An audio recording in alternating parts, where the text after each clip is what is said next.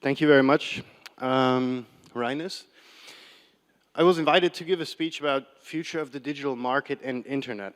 And the title itself is a bit misleading, which presented one of the challenges. The other challenge is the slot that I obviously got, which is between me and 800 people of you and the coffee break that's coming right up.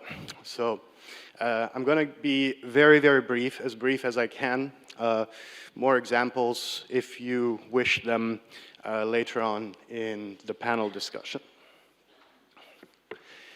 Now, what's the future of the digital market and the internet? And I spent a lot of time thinking about that. And actually, I think one of the things we've heard is that's continuously diminishing is trust.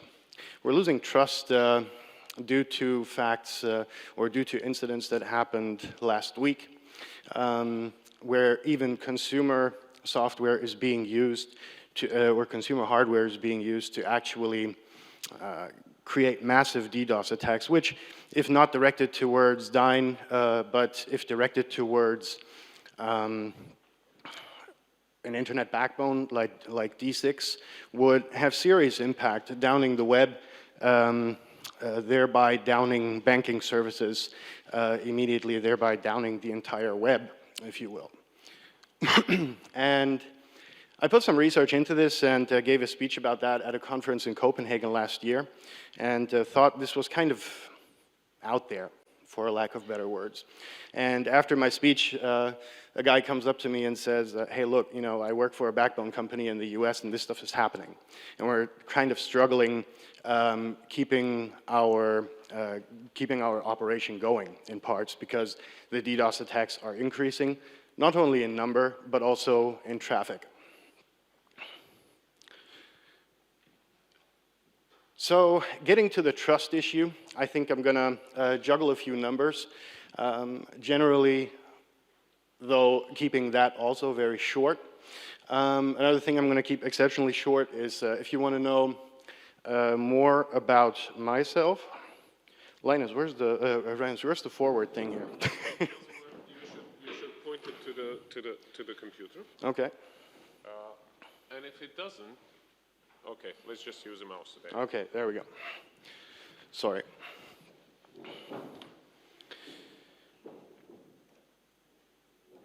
The mouse doesn't work either. Oh, it does. Oh, it's kind of late. Okay, there's a big delay in it. So my bio is there if you want to read about the projects that I do. But still, it's not continuing. Help. There we go. Okay. So starting off with a few numbers. There's a projected cybersecurity spending that was issued or that was researched, which is from 2017 to 2021, which from starting next year is another 4 years to go.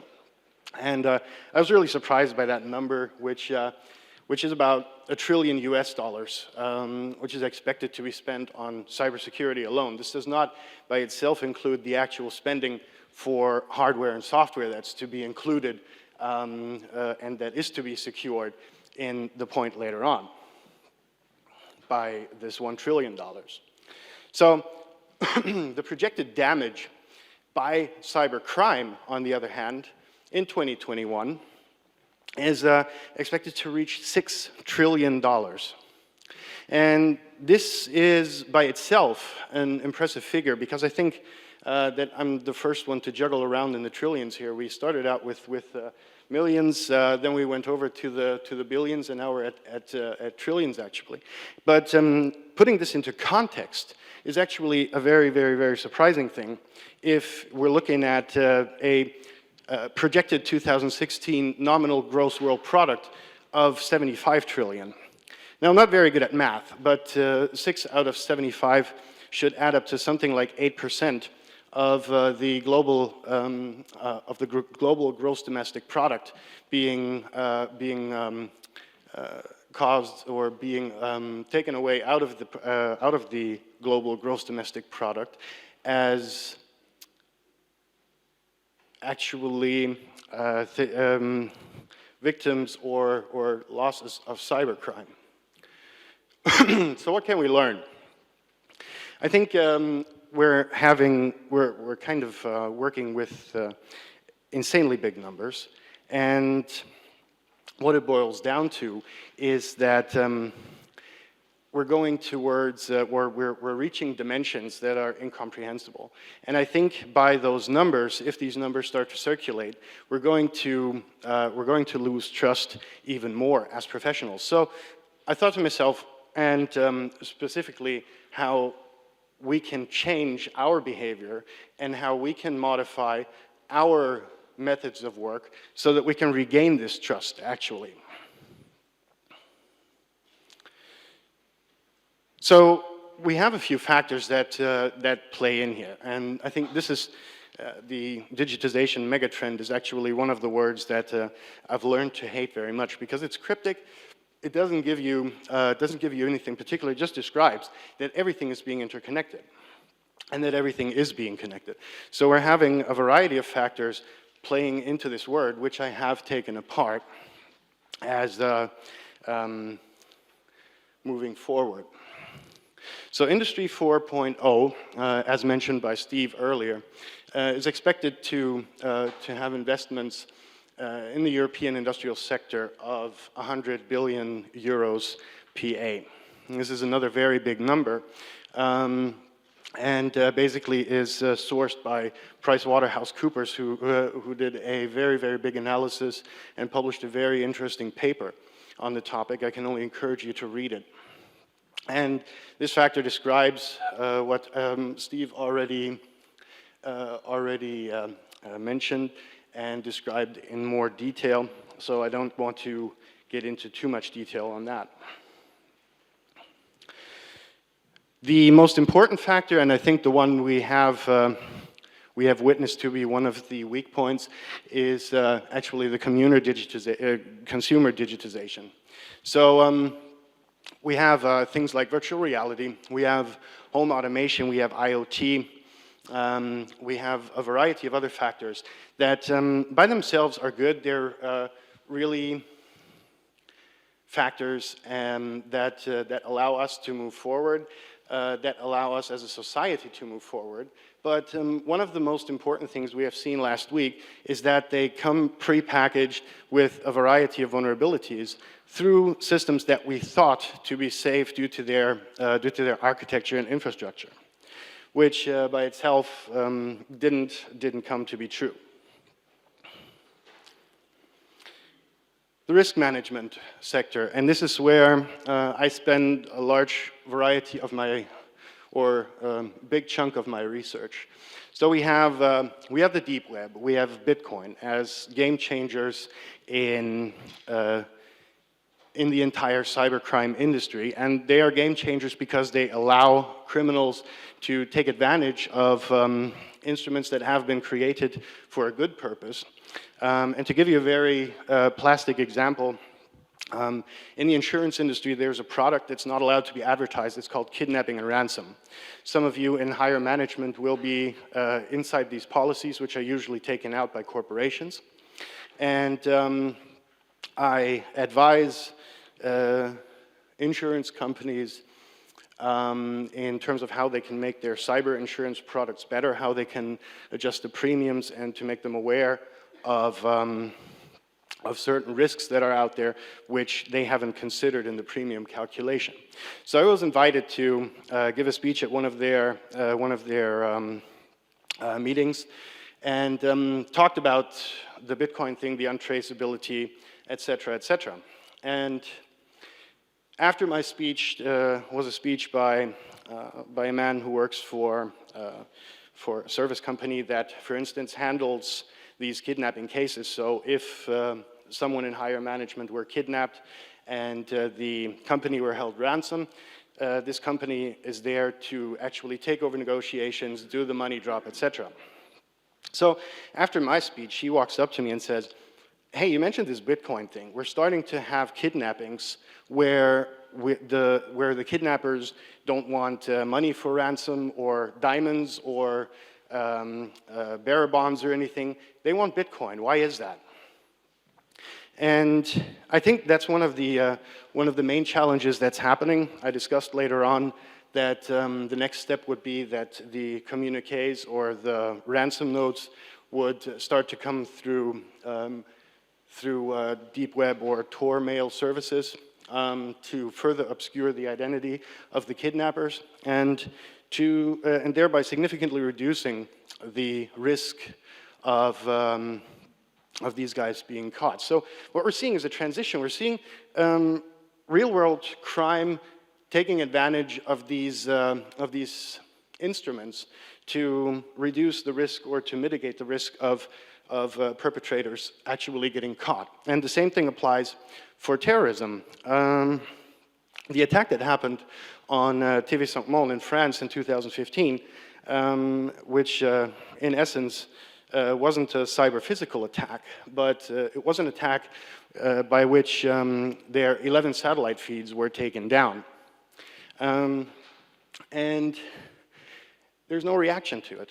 There's no reaction, or hardly any reaction, in terms of, hey, how can we mitigate the risks out of this whole cyber terrorism thing?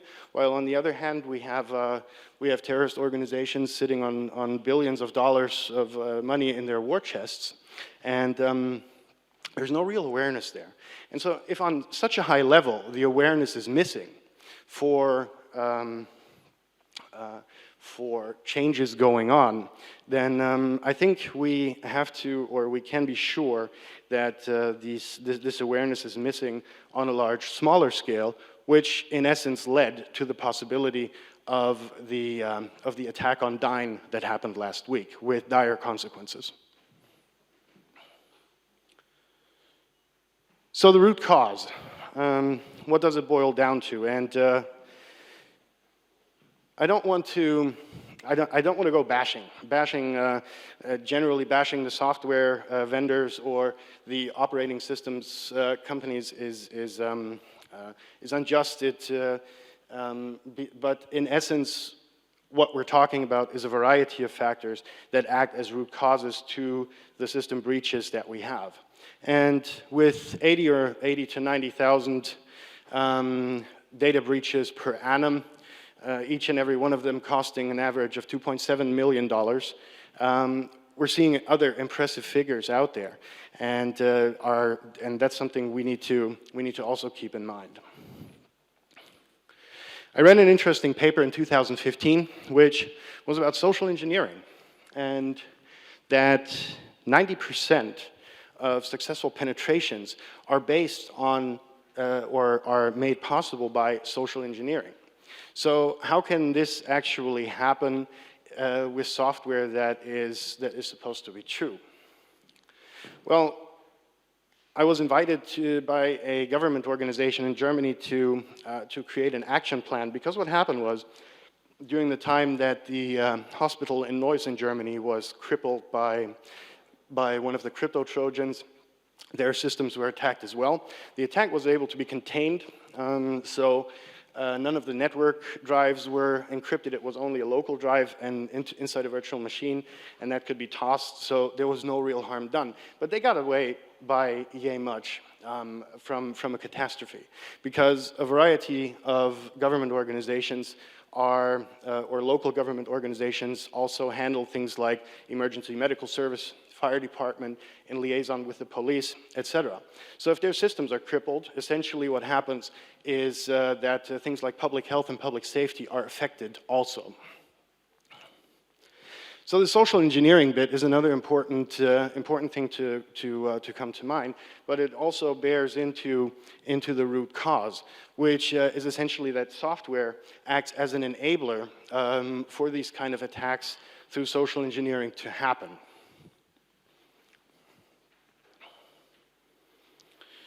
Software and operating system, is that a root cause? I dare to think so. With over 8,800 CVEs, common vulnerabilities, in systems being pre-shipped, this is 2015, I'm sitting in race position to actually see the number and whether the increase was as big as 2014 to 15 was. These things come pre-shipped in software that we use every day in our systems. And I think if we as a security community can create a vision, and a vision which can create pressure on software vendors and the vendors of operating systems, not like boiling heat pressure, but just to say, hey, look, guys, you're not doing it the right way. Can we perhaps emphasize more on security rather than making the new Windows 11 or whatever it's going to be look even shinier and be even more usable? So kind of back to the roots and going into that direction. I think as a method of thought, this would actually be something that we as a community could be focusing, because what we're doing now is we're working on the symptoms. We're working on the symptoms in an uphill battle, and the hill we're working on is getting steeper and steeper. And I think eventually, even as much money as we throw at it, we're going to lose this battle.